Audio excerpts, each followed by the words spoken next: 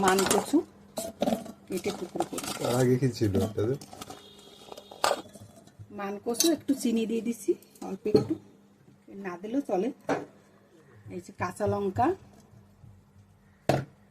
এই যে সর্ষে। এবার নুনটাও একবারে দিয়ে সব পেস্ট করে নেব। সব কিছু দিয়ে একবারে পেস্ট করে নেব।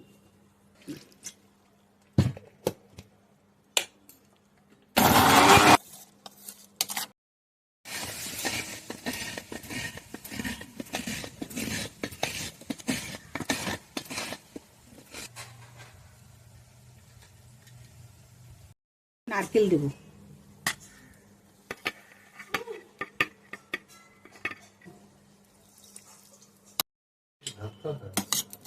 বাটা কাঁচা, কোনো জালে দিতে হয় না,